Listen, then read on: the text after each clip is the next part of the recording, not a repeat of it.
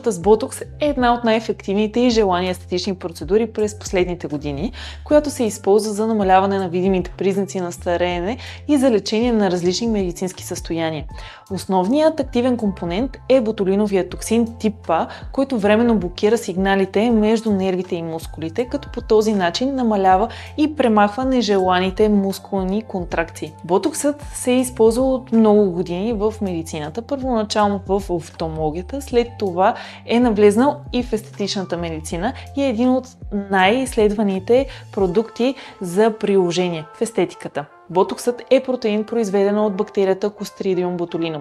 Ботоксът блокира нервните импулси към мускулите, като временно намалява тяхната активност и предотвратява формирането на бръчки. Основните приложения на ботокса са анти-ейдж процедури.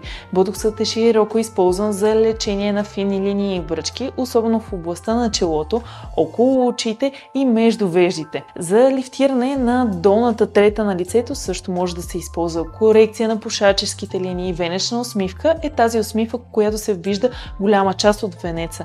Бруксизъм може да се използва и при състояние като хиперхидроза или прекомерно изпотяване. При розацея, белези и алопеция. Как се извършва процедурата? На първо място започваме с консултация. Първата и най-важна стъпка за всеки пациент преди процедурата е да се разяснат всички стъпки и желания ефекти, да се прецени дали процедурата е подходяща за пациента и какви ще бъдат очаквани резултатите спрямо неговите индивидуални нужди. След като сме обсъдили всичко, настъпваме към извършване на процедурата. Подготовката на кожата е втората най-важна стъпка след консултацията. Кожата се почиства и дезинфекцира. Хубаво е преди процедурата да не сте поставили грим.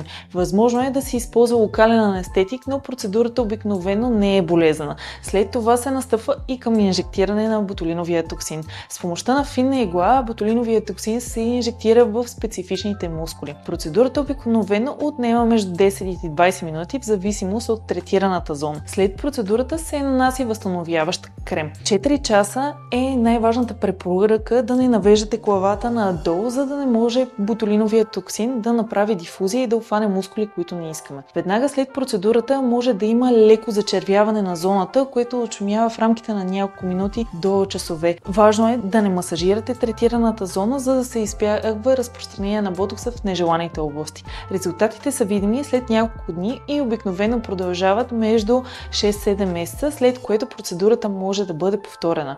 Между 14 и 21 ден се прави ретуш, който представлява допълнително инжектиране на ботокс в третираните зони при необходимост. Процедурата с ботокс е една от най-ефективните процедури, чрез която ще видите подмладяване и сияйна и озарена кожа. То е основен за премахване на мимическите бръчки, свива порите и изравнява дена. Затова, ако искате да подмладите кожата си, ботокс е вашето решение.